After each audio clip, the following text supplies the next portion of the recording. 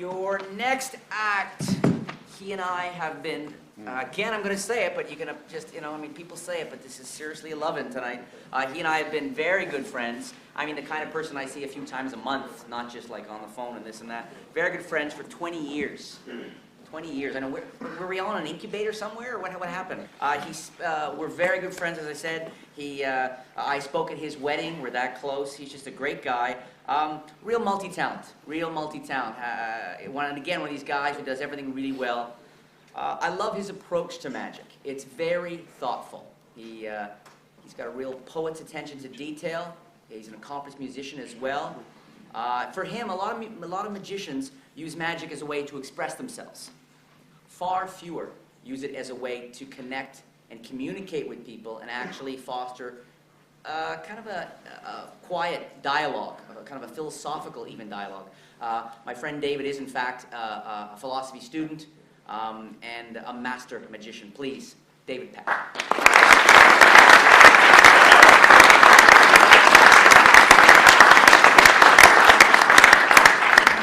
Thank you very much. Thank you, Jay, for that kind introduction. I'm glad my mother was able to fax all the relevant details to you before showtime tonight. I'd just like to say that I am thrilled and honored, actually, to be a part of such a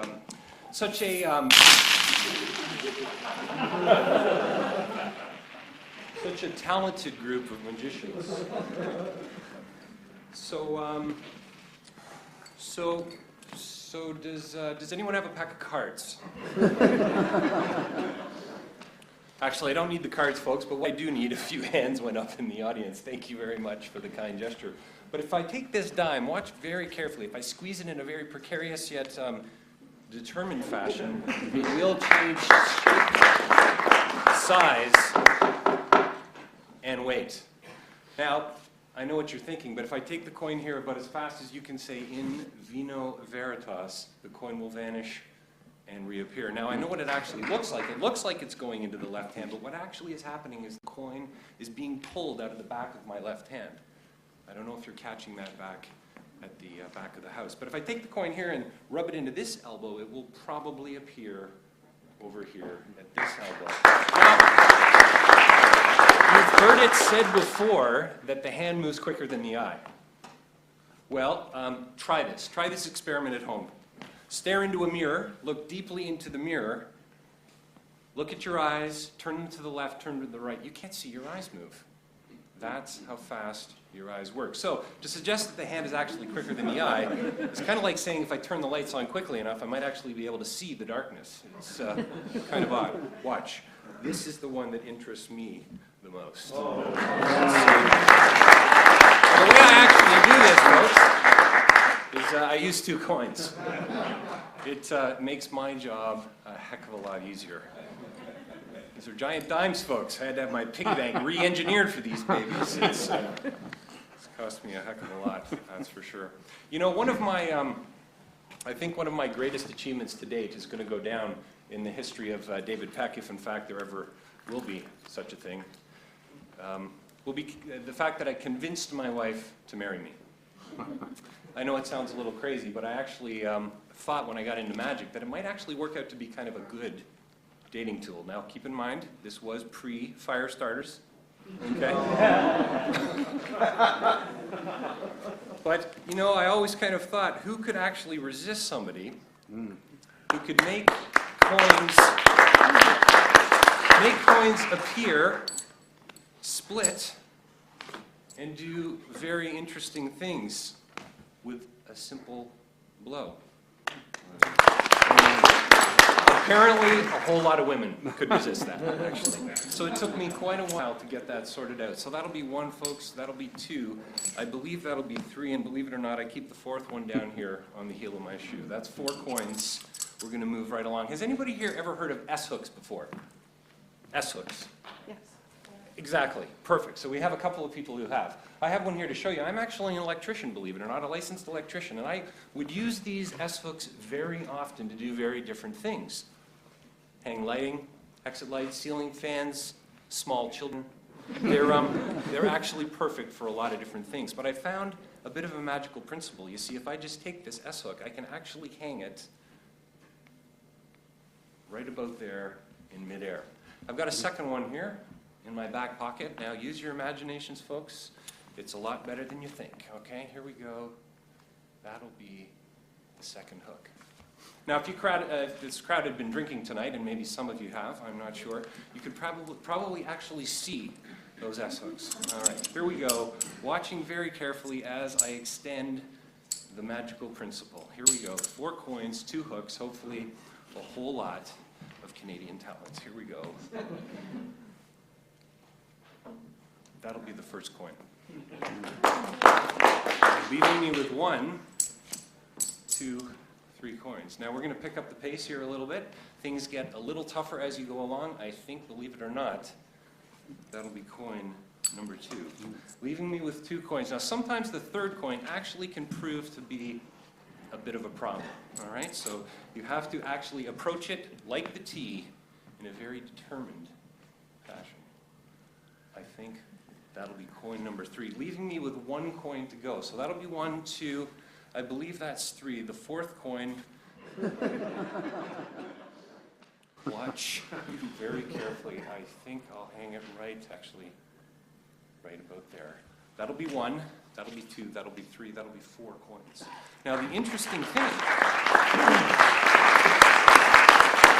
thank you, I just have to reach out, and believe it or not, I think we'll find something kind of interesting. That'll be 1, 2, 3, and 4. Now, before I go, I'm going to take these 4 coins here, wrap them up into a little bit of tissue paper, kind of a small Christmas gift, if you will, on a budget.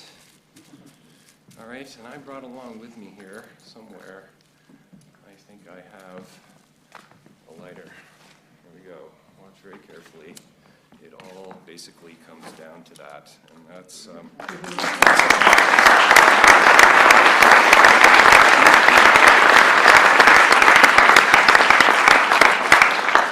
thank you. Thank you very much. The title of the last piece that I'm going to do for you here today is hopefully something that maybe that's not the title, but hopefully you haven't all seen this before.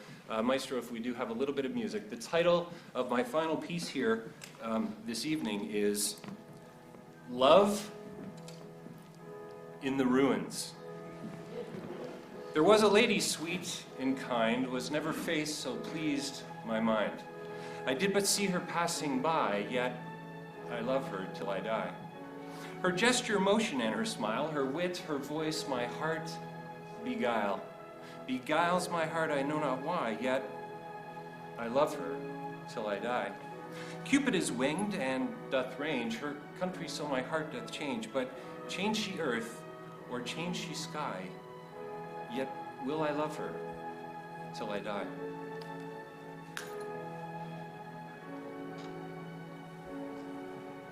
And she loves me.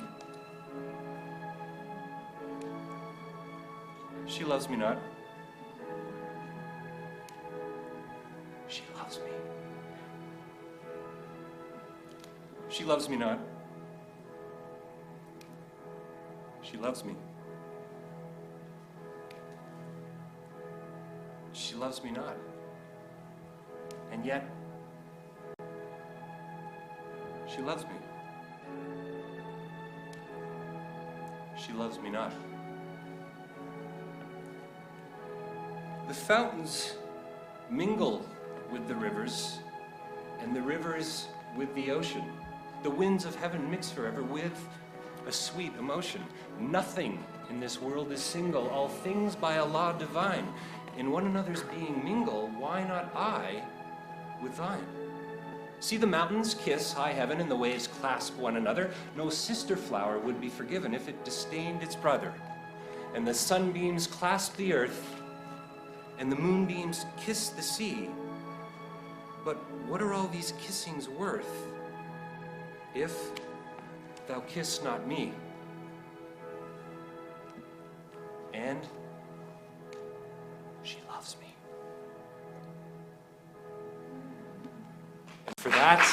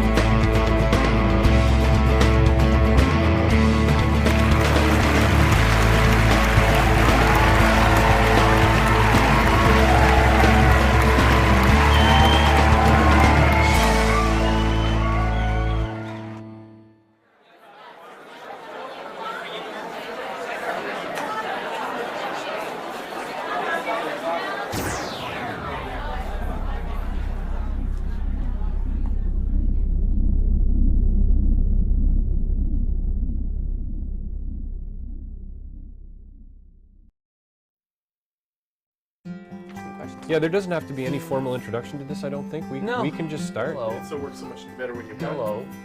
Very worried about my look. Oh, yes. Sure. Hi, my name's Jay Sankey. People confuse me for a ghost. I'm actually a mammal. Look at the way I tie my shoes. David Peck has affected every breath I take. There's the intro. There's the intro. David, can you? I hope you got that. Oh, yeah. Can your chair go down a bit? Can you actually take it? Heaven's Well, I sakes. wondered when we were talking about this initially, let's put the short guy on the short chair so David's being hinted by the Lilliputian interviewer. Some writer trying to make it sound interesting. It was then David's arch nemesis. Yeah, I don't know. It's Oh, yeah, might have to sit it's on. not that high end of an outfit Yes, here. exactly. Where's the circus music to this little event? Okay, I can try. It should be just like a lift bar. That just, There is not. There's a knob that I that's not going to turn. bring it down, though. No, in fact, it's getting harder. Good night. Careful. So, You're out of frame. There's no lift. There's no lift function at all in that chair. It's a Oh, we static could chair. raise can this sit- one. I can sit Speaking on of this. Ever de Bono. Yeah, we definitely have to get you guys because the Okay. frame is like. So- Okay. So- Well, I'll take this. Yeah, well, let's But we shift need the to- chair. You need to swap Yeah, spots, yeah. David. Okay, you do that. Because I think I need to have. Oh, he needs to sit there? Actually, No, no, I need no. to have a better angle on you. You need to sit. There you Here? go. You got the light. Okay, correct. Okay, there. Oh, sure. Break my back. Whoever knew an interview could be backbreaking. Excellent, excellent. And cozy up, cozy up. Everybody's. A firm shot of my crotch? That's okay. Oh, that's okay. possible. The crotch is not in the shot. Believe it or not. Excellent. That's as I carry one of these in my pocket Hmm. as a reminder of all things philosophical. Jay, just a titch toward David, if you can, with the chair. Yeah, every bit's good. Every bit's There's some Japanese A expression. framework. Right? This is my this That is your phenomenological stone. right. So unlike all the other stones. That's right. And do you guys want anything else in the background? Not Jay, really. do you I that like the little magic picture sitting there. That's fine with me. We back- Great. That'll be her. Jay, you got to read. Oh, wait. Okay. We'll see. No, I'm just guessing. You can Nope. Maybe not. My mistake. read that introduction again. That was just classic. What was that introduction? Oh, nothing. You can't step in the same river twice, especially with my chit chat. I believe Heraclitus said that. I believe it was a hairy. It is. It's Heraclitus. It That's is the whole Heraclitus. theory of flux. That's it. right. Be in the That's moment. Funny. Grease yourself up and dive in. That's the only advice we have. Right. Very The nice. slickest is the wisest when it comes Very to the nice. flowing. Okay, so I'll ask you a question. What are some of your creative muses? What inspires you when you create magic, or regarding creating or performing? What inspires you magically? Yeah, it's an interesting question, and one I have thought about a little bit, I suppose. I mean, I only suppose on some level I've started to create magic in the last couple of years, really. I mean, you and I have known each other a long time, and you might suggest otherwise. I guess it kind of depends. Everything does come down to definition, I suppose, on some level. But my manipulative act, for instance, my stage act was, you know, I wouldn't sort of say I was creating. However, in some sort of way I was. So, creative muses, I don't know. I don't know that I really have them. I think it's a space that I try to get into, whether it's while I'm driving a car, for instance. I don't listen to music, so instead of using a great song as a muse, I don't have any sort of background noise, if you will. So probably just space and kind of silence and an opportunity for reflection. I mean, that would probably be my muse. So it's not like there's anything specific. It's not my wife, or it's not my son, or it's not great film or anything like that. It's not no objects. So room, it almost sounds contentless, like almost Yeah. an opportunity for you to reflect yourself rather than things particularly being introduced. Yeah, and I think in the last few years, it's interesting, you know, I've been studying philosophy for many years, but focused more academically in the last 3, but it was just before that I don't listen to the radio anymore, and when I do listen to music in the car, it'll be very specific. It will be 1 or 2 bands, it will be classical, it'll be Philip Glass or something like that, or maybe U2, I'm a huge fan, but it's very specific, so I don't often just turn the radio on. And so I just really appreciate the space and the ability to reflect on, you know, what's happened today, what's happening tomorrow, the show tomorrow perhaps, the talk that I'm giving, the class that I'm going to, And I think I'm able to, I think in those moments I'm able to create, and I always have. I think, you know what my muse is? It's a pad of paper and a pen, and a bit of space.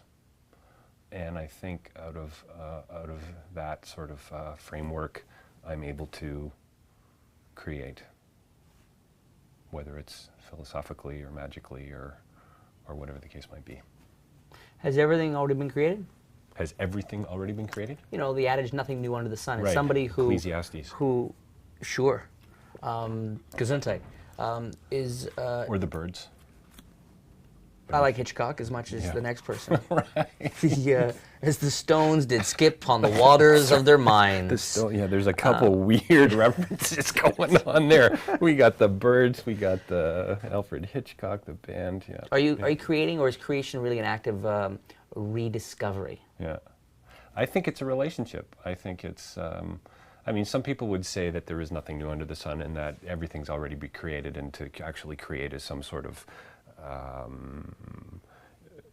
you know, godlike ability, and we have all the created stuff, and now we just piece it together.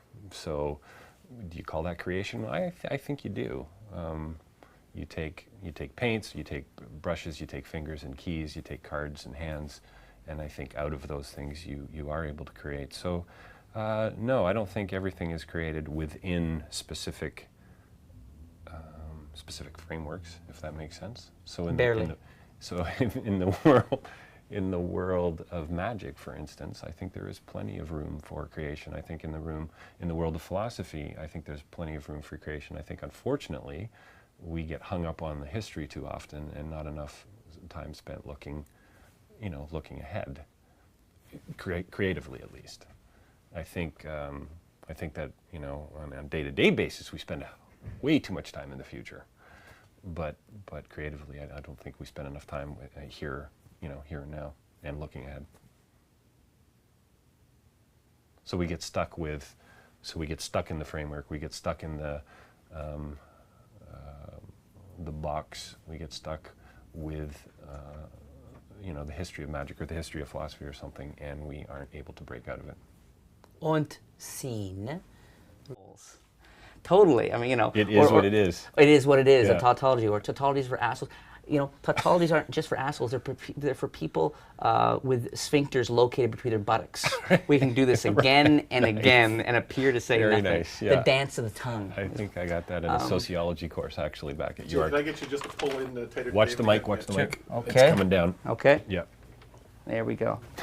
Keep that. It is what it is. I know. Yeah, I love well, that. fair is fair, and Oh, just yeah. how fair is that? That's right. Yeah. Okay. There. A is A. All roads lead to Rome. Well, roads and Rome are not the same thing. No, You but can that's say why. that. What did he say? Chesterton said, "All roads lead to Rome." That's why so many people never get there. That's, I think, a good example of. Great example. Isn't that good? That is. That's a great way to visualize, or yeah. Chesterton also said, "Angels take themselves lightly, which is why they can fly." Did he say that? Yeah, you're right. He did say that. Which Yeah, I love. Yeah. Which reminds me Yeah. of what I wanted to ask you. Okay. Where are you when you're performing? That's a great question. Where are you? Oh, one I didn't prepare for. Great. And I assume it might be in more than one place. I don't mean to lead you, but Yeah. I'm just curious. Yeah. Where and- are you when you okay, perform? so I think I need to make the distinction. Big surprise. How unlike you. Yeah. Right. I'm in a totally different place when I'm performing close up than when I'm performing on stage to music. So my manipulative act is a different thing altogether for me. For whatever reason, I think there's a lot of things that come into play there, but there's part of me that believes that, and a lot of people will disagree with this, but it's a part of me that believes that that's the way magic was meant to be seen, the vaudevillian kind of in a theater, dark. It's kind of the difference between watching a movie on television and watching a film in a theater. You've got the dark screen, the popcorn, it's an event, right? The audience. Yeah, the audience, you've got the energy, you've got the temperature, the sounds, the applause. There's so many things going for you. And then you see something on DVD, and you can look at a magician this way too. A live performance, it's the energy. So for me, I think there's something about that's kind of the way the magic was supposed to be seen. So to take it and to stick it into some sort of fundraiser where everybody's in a tuxedo and drinking drinks and really not paying attention is a whole different kind of theater. So in a close-up show, let's say, because I imagine, I know this interview is going to be on a project of yours that I think is largely close-up based, or has a lot Largely of close-up based, yeah, So- a little bit of stage. That's but, right. yeah. That's right. So when you're performing close-up for a group of people, yeah, let's say a cocktail party that's Yeah. going well. You know those. Yeah, Yeah. yeah, they're so few and far between. Oh well, it they're just not seems everyone, to as me. we know. Yeah. But a cocktail party Yeah. that's going well. There you are. Where's David? Where are you? Where is your thoughts? Where are your feelings? Where's your consciousness? Yeah, I think it depends a little bit on the audience for me. I think off the top for cocktail parties, it's always about finding that first and most important group, right? Oh, yeah. And if you find the wrong group off the top, you're kind of screwed. And then you've got to work through the insecurities and you got to work through the ego. And I've worked with one too many magicians who stands on the periphery of the event, waiting to move in and just kind of not knowing where and when and how to go about that. And so I've come up with kind of a new mechanism for that I think is really working really well. And we can talk about that in a Is few this minutes. children's shows? No, the this new is mechanism for doing cocktail parties is the kids yeah, show. Yeah, chloroform for the kids shows Right. and just sort of, well, it's just about, well, we can talk about that in a second, but it really comes down to a handshake is what it comes down to. So I think that at the beginning of a cocktail performance, I'm sort of there, but not really there. So I think I'm there very mechanically. I think it's a mercenary thing. I can't wait till this thing is over and okay, I got 90 minutes. And then I think once you've had a couple success stories with a couple of groups, it's every time is a new performance. And I don't know how many times that I have driven to a performance after so many years of performing thinking, why the heck did I book this show? I could be watching a film tonight, I could be doing something else. There's so many other things on my mind that I'd rather be doing, but then ask me the same question about 20 minutes into the performance, or even better, ask me that question on the drive home. And there's something there that I'm not, maybe it just comes down to insecurity. Maybe it just comes down to a deep hatred for the performing art itself. I don't think that's it. I'm not smiling. No, but I think there's something going on there, and I've shared that with a lot of people, and I've heard that back from a lot of people as well, that they sort of share those kind of thoughts. So I think I'm there mechanically, often at the beginning, unless it's a house party. Now, a house party is a different dynamic altogether, because you arrive early, you've got to set up, then you're interacting with the people, you're having a glass of wine, you're talking with them, oh, hey, why don't you show us something? Well, actually, the show, and so you get into it right there. And so now you've become one of the party members, and you got a whole other dynamic going on there, and that in itself is, I recently, this is an interesting story. I did a house party just I'll look forward to hearing a that. couple of weeks. You're going to hear it whether you want to hear it or not. So it is Don't what it doubt. is. I want to hear It is what it is. Nice. So 2 weeks ago, I do the show. It goes very well. There's about 45 people packed into this house, living room. I mean, kind of horrible conditions. People at the side, kids sitting at your feet.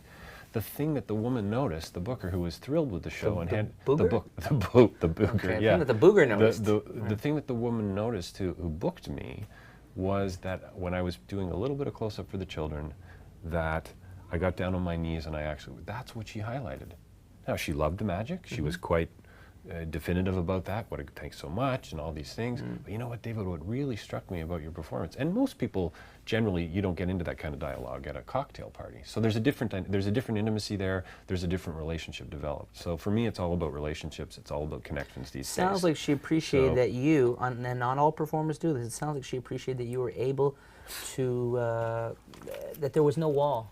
Right. That you were able to be a member, not just a display. Yes, I was indeed. Yeah, And as we yeah. know in a house party particularly, there's no room to hide. Oh, no. You know, if you're In feeling arrogant every or way. superior, in every way. physically, Yeah. emotionally, mentally. It's, if you try to hide in the washroom, Yeah. you know, you might Yeah, you might 12 get away people with know that. it. Yeah, There's a you might- lineup with, yeah.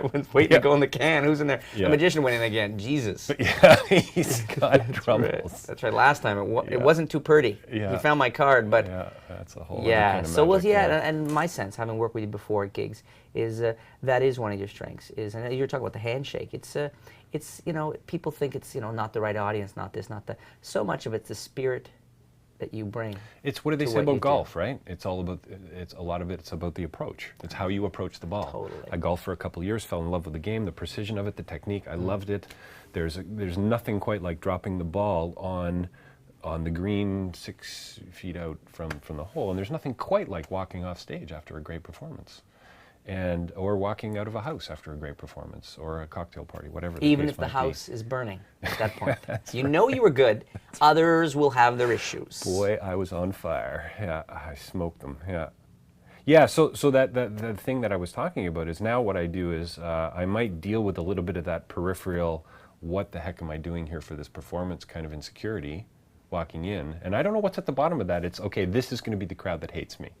This is going to be the crowd that catches my top palm. This is going to be the crowd that's going to knock the coin out of my hand, and how am I going to recover? And boy, I've never had to deal with that before. I mean, it's ridiculous after so many years and so much experience. So I think you've got to go in confidently, but I don't think you can go in arrogantly, because I believe that audiences pick up on that. Sure they do. And that becomes a wall in itself. So if you come in with this arrogant approach that everybody loves magic and they can't wait to see me and so on, Fictions. I think you're screwed. Yeah, I think they truly are fictions, and you're kind of screwed before you even get started. So now what I do when I see a group of people, it's an immediate move in, and I think people, and I mean a literal move into the group, so you've got 3 or 4 people standing in a circle, or 6 or 8 or 10, and I don't give them time to say yay or nay. It's, good evening, folks. My name's David, and it's nice to meet you. And immediately, everyone is now just waiting for me to introduce myself to them. I've caught them off guard, and yet I've created a moment. You know, go ahead and disagree with me if you want, folks. But it's working really well. And I now get all of their names. So I've connected with them on that level. There's probably a little bit of opportunity for a banter. Oh, gee, Are you good with names? Do you ever forget names? Oh, yeah, I forget You ever get names. something? Because when you get someone's name, it's an implicit agreement, or it's implicit that you're going to remember it. Yeah. And of course, they sometimes go, "Do you remember my name?" Yes. And Oh, that's yeah. a nice guy. Well, and sometimes you don't. Yeah, no, I don't spend a lot of time remembering names at close-up events, and that clearly is a weakness, and it has caught me in the past. Sure. And so, however, most of the events I've done, I would say a good 75% of them, people are wearing name tags. Gotta love it. So you can always have a little bit of fun with that. And oh, right, Joan, you know, and there's opportunity there for, you know, depending on how much the group has been drinking. Why and would I so on. bother putting energy towards remembering your name, when it's written on your frickin' chest? That's right. And I need my focus for my art. That's right. That's what you just said. There's how you shut them down. Yeah. No. Yeah. You only shut down the weak with that. The strong start barking like pigs. Yeah. And I did say barking like pigs. It happens all the time, especially at the higher end events. Yeah, so I think I think it's really important to watch the arrogance. I think it's really important. The approach is so important.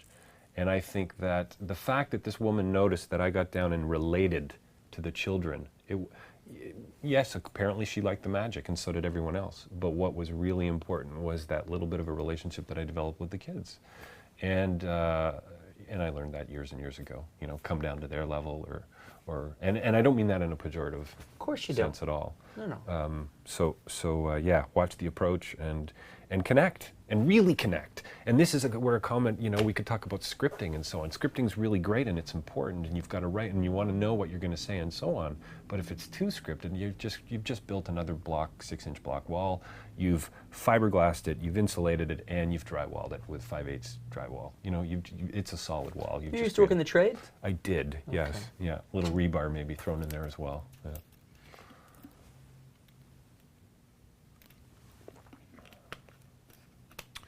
Yeah, it's, but the different environments are really, really interesting to me. How performing on stage to music for a 15-minute coin act, performing on stage, talking and interacting with the audience, it's just, to me, they're so different. Why do you lie to people? Well, as a magician, right? The master deceiver? Is that? Why do you lie to people regularly? Yeah, I guess for the money? lazy answer is I'm an actor playing Let's forget part the of a lazy answer. I magician. want your answer, mister. Right. Take a moment if you need, but I want the real deal, Mr. DP. Yeah. Why do you lie to people? You're so sure that's a positive thing to do? Yeah, it's also a good question, and probably a little more ethical and philosophical than others. Then what? Than other questions? Than others. They're Well, of saying course. I nothing. could ask you what's your favorite color deck of cards. Right. That's not so ethical, buddy. No, it's not. But what about my question? Why do you lie to people, David? Well, I'd probably want to talk a little bit more about that before I answer the question, and let's talk. Didn't know you were running for presidency. Let's talk about intention, right? Let's talk about motives and so on. So I'm not out to Is your answer coming? maliciously. And my answer's coming. Okay, Yeah, well, but this is it, in it's- fact. It I is, know it yeah. is, I It's know it most is. of it. Yeah, actually. nice. It's done. So I'm sorry. Intentionality. So yeah, intention and motivation, it really, those are important things when you want to talk about what I would call an ethical thing, which is lying to other people is clearly an ethical thing. This is, I think, about creating a moment. I think that most people today, let's say I take this, I was in Cambodia a couple of years ago, and I was performing magic in an orphanage, and it was great. It was really neat and great. We've got wonderful photos, and the kids were marvelous. I taught them how to do a few things. They really connected. Now, I tried to do it in a couple other places, and they shut me down, and they said no, because of the whole, the cultural stigma that's still attached to magicians and to medicine men in this part of the world. So that would be a different story. If I was going there and I was lying to them, and yes, I'm some sort of magical, mystical man that actually has powers over and above, a little bit of sleight of hand. That's a problem. That's the kind of lying as a magician I would have a serious problem with. But cocktail party, fundraiser at the Royal York Hotel in Toronto, you approach a party and you pull out a pack of cards. People know that you've created this atmosphere where it's okay to deceive them, where it's okay to lie. I mean, I don't think too many people that I'm working for believe in real magic in this culture that we live in. There are some still. So I think in that setting, it's fine. I wouldn't even call it lying. Now, my question wasn't so much can you... And I think it's a question about perception too, because Always. if I pull out a pack of cards, it's a trick pack of cards. They're assuming it's a real pack of cards. I'm not actually doing the lying at that point. Right. It's a question of Right. perception, imposition. Well, and I was surprised that you first ran with it as a kind of giving the field regarding it being a lie, because I think you could argue that much of what some might call a lie in art in general is not lying. But that aside, let's assume it is lying. I asked you not so much to justify the lying or to explain it, but rather why do you lie? I guess to what end? Why do you lie? I think artists lie. I'm asking about you, not Right, artists. okay, Right? fine, yep. But I think artists lie in order to tell the truth. And I'm not even comfortable with that phrase, really, in a sense, the whole notion of an artist lying. But I think they tell stories. So if we can put They or fiction... you? Well, okay, me. If I tell a fictional story, whether it's through writing or some sort of narrative story, whether I make up a story to get a point across to the students that I'm teaching in my philosophy class, I see that as a device, as a heuristic device to bring them into the story, to bring them into the conversation, and to connect with them on another level, so that the truth can be, can be realized, can be indwelt in some other way. So, in that sense, you could almost go out of your way to. You wouldn't have to go out of your way, but it would be pretty easy to justify lying. In that sense, if you mean you? yeah. When You I could say- go out of your way to justify lying. Sure. Okay, because Yeah. these references to artists in Now, see, general there's a and one- statement that can be blown out of proportion and taken out of context. What's that? Well, the phrase that you as you pointed at me, you said you could talk about justifying lying. Let's take that out and see what that does to my career, right? So context is really essential for talking about fiction and lying and truth and narrative and all these things. I took a nail once out of a box of nails from a hardware store, and I gently put it in someone's throat. Would you like one? I put it in someone's throat, and the context where the nail found itself dramatically influenced things. So yes, I would only say, here, sir. Context is, in fact, rather important. Right, but is that a story? Is that a story to tell a truth? Or is that a story, is it a parable? Or did that actually happen? I think I would want to know that. Another 10 minutes? Sure. Is that good? You enjoying it? Yeah. You having fun? Yeah, it's a living hell for me. Let's see. Great. That's the outtake. It's a living hell for me. So Can I get you anything? nice. I like it. No, I'm good. So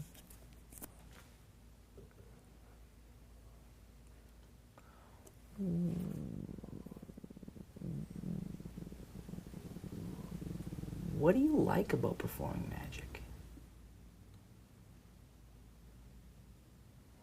It's about the moment. creating those moments, recreating the what I hope is the feeling that I had and still do have when I see a great effect, or when I see a great performance, or when I see a great bit of theater. When I see an important film, the bag blowing in American Beauty, most of that whole film actually. Bag blowing? The bag blowing scene. You don't remember that in American Beauty? He says to her, he Oh, says, I want to okay. show you the most beautiful thing I've ever seen. Okay. He puts her down, and it's so odd because he shows it to her on video. She sits down and we see, and he says, I stood there for 15 minutes videotaping this bag blowing in the wind with the leaves and so on. And when I see moments like that and they hit me and they resonate on some level, I immediately want to share it with everybody I know. So if I'm at the film on my own, I'm on the phone driving home, I'm calling my wife, I'm calling a friend, I'm calling you or whoever to say, hey, you got to see this film. It's fantastic. In fact, I want to see it with you, right? So again, it comes back to the relationship, it comes back to the connection and sharing. So when I do something as simple as a coin vanish or the hot rod, I want The hot rod. Yeah, I only know it as hot rod. King but okay. Tut Mummy. I want people King to Tut Mummy. hopefully connect in a similar way that to that feeling, that sense, that emotion that I was feeling when I saw something like that for the first time, and it still happens to me. It still happens. Did you touch me? I did touch you, and, Okay. and I missed the cut in your jeans, which is probably a good thing. Flesh on flesh, That's forbidden right. magi. Yeah, Yes, okay. yeah. And stuff that I see you do. Often you nail me, with new stuff. We're talking about the magic? Yeah, we are. Okay. Yeah, thankfully. But yeah. So I'm still in that place, and that for me is what drives me. I think as a magician is creating that moment. That it's a huge area of thought for me, and I've done a little bit of writing on it about wonder and about capturing that moment, and how can we extend that moment a little bit. What are you really weak about? What are you really weak at regarding magic? You're not very good at it. You're not. The thing you're not very good at. You're really not very good at it. Right. Regarding magic. Magic or just performing? Magic. Performing magic. We'll put the two together. Why be divisive when we can be inclusive? I mean, there's first thing I think that comes to mind are certain sleights. Mm-hmm. That come to mind that I'm not very good at, that I've worked on a lot, that I just go, yeah, I'm never going to use that anyway, right? Right. So that's the justification for Totally. not spending the time with it. That's right. And then, I'll see somebody who doesn't do a top palm in the homing card, and I think, oh, for crying out loud, why didn't you take the time to learn that? I mean, come on, it's not that hard. So, Right. So which is unfair, but well, It's maybe human. not. Yeah, exactly. I hate to use the So yeah, overused for sure, word, but- some sleights. I mean, I love coin magic. I do a fair bit of it. My stage act is all themed around coins. So certainly that, and I think I'm still not really great at connecting with my audience. I think that's where I can improve, and I think it was interesting for me. Herb Morrissey was one of my teachers, and he was a great manipulator, and I think somehow he taught me in a tacit manner how to connect with the audience, because Herb didn't talk a lot. He was a quiet guy, and when I saw him perform manipulation, which was very rare and most often in his store, there was something really magical about it. And it wasn't even the effect. It wasn't, the effect was part of it, but it was about his body language and how, and here he is in the store. Can you think of a worse setting to actually do a show? Fluorescent lighting. Right. There isn't a show. Right. There's no event. It's Here, he puts his cigarette Church down. without belief. Yeah, typically. he walks out in front of the countertop, the glass countertop, and performs 3 minutes of the Miser's Dream, silence, because he wants to sell this kid on Bobo's Coin Magic or Nielsen coins or whatever it was. And so I've really worked on eye contact with people, doing close-up, holding eye contact, which is really powerful, which I don't think a lot of performers use enough. Certainly the performers I've seen. And in a house party, that can work wonders. I mean, it can also unsettle some. It's a barometer, too. You get phone It's numbers sometimes. it's a It'd be a bit weird. It's worked occasionally. Yeah. It hasn't worked too well for me on that. I get a lot level from over the years. veterinarians. Yeah, At that great. point, veterinarians Excellent. were the Yeah, very useful. They want to give me shots. You've got so many pets. I think you can connect with people to the degree to which you connect with yourself. Right. And there are parts of yourself that you're more comfortable with than other parts. Yep. Yeah. And that's the thing about the trick, which I love, is that magic is own misdirection. Magicians, we think it's the trick, and we stay focused on the trick while our deeper unconscious selves work on the real work, which is connecting, feeling like a member, not a performer. So it's a neat trick we play on ourselves and the audience, I think, when it comes down to the theme you keep talking about, which is intimacy, connection. Yeah. I mean, and the effect is a part of that, for sure. Totally. Right?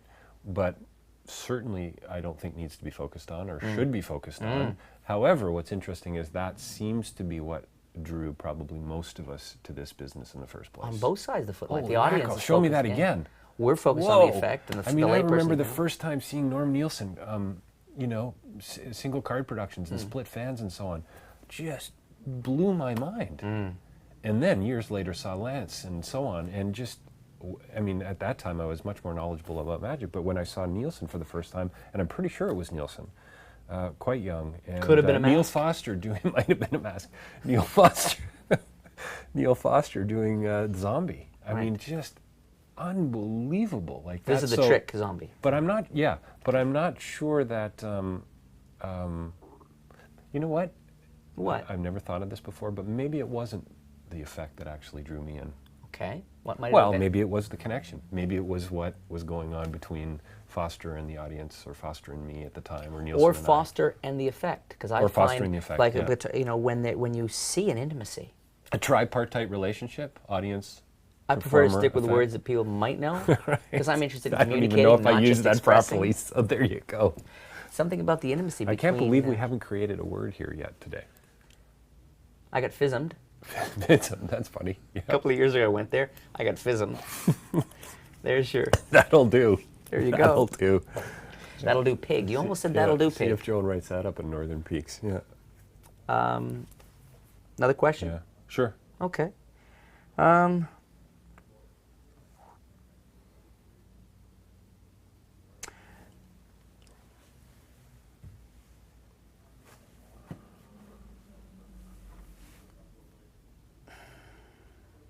I don't know the wording. Something about...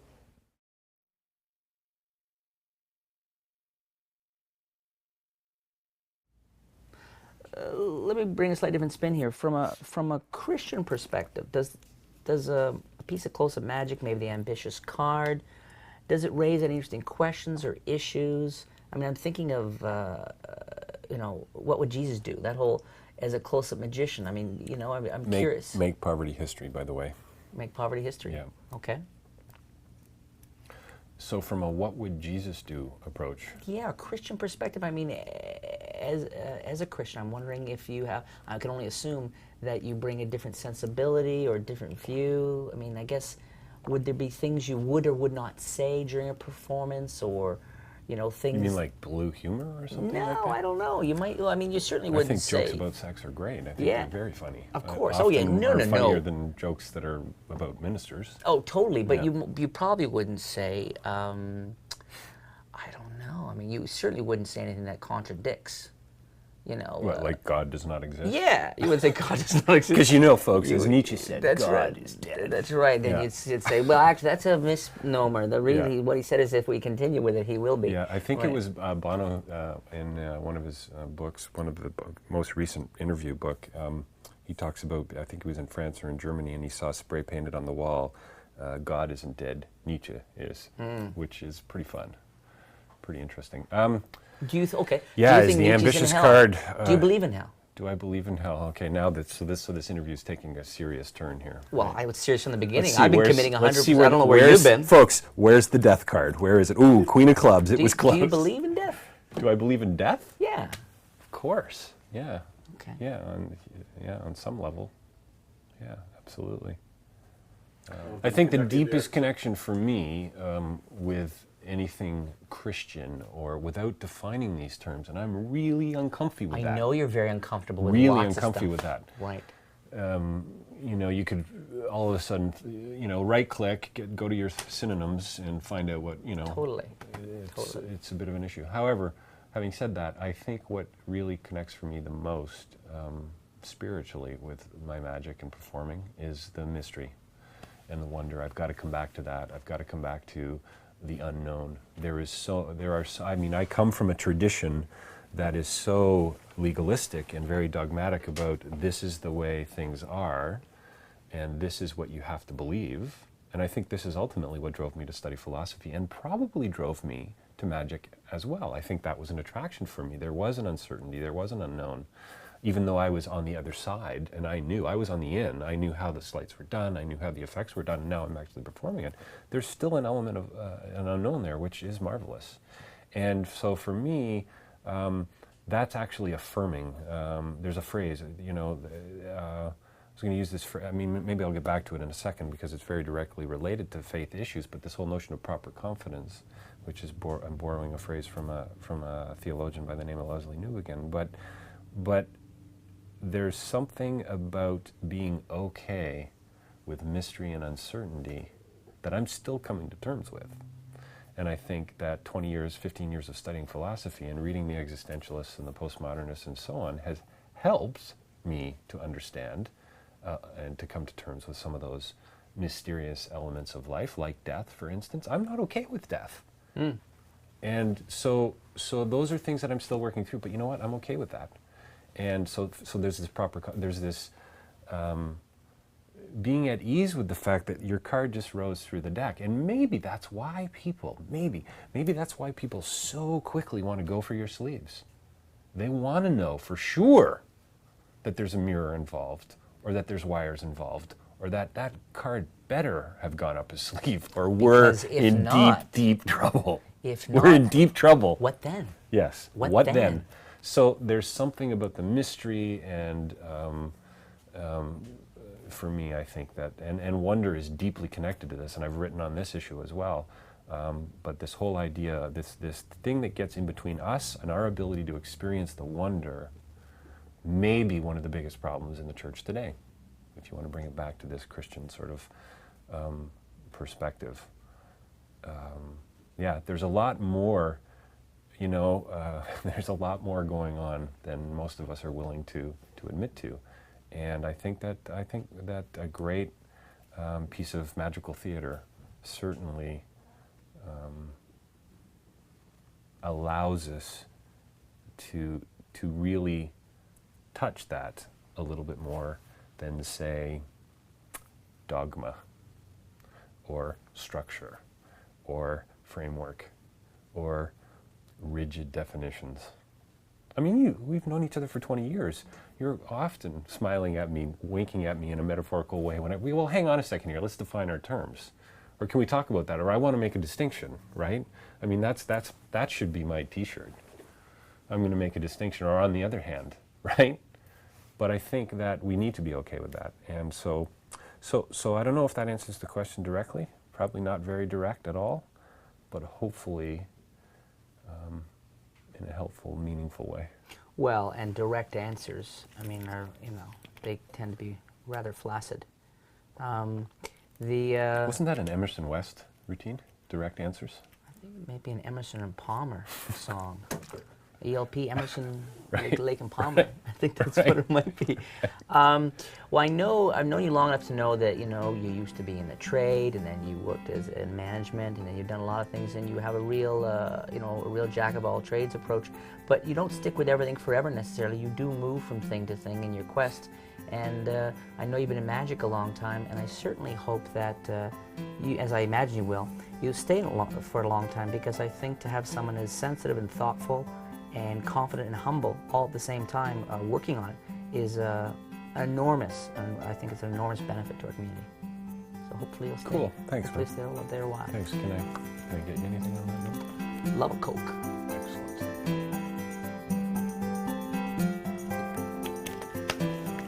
Good. Nice way to bring us out. Great Thanks. close. That was really nice. Hey, Thanks, baby, man. just working.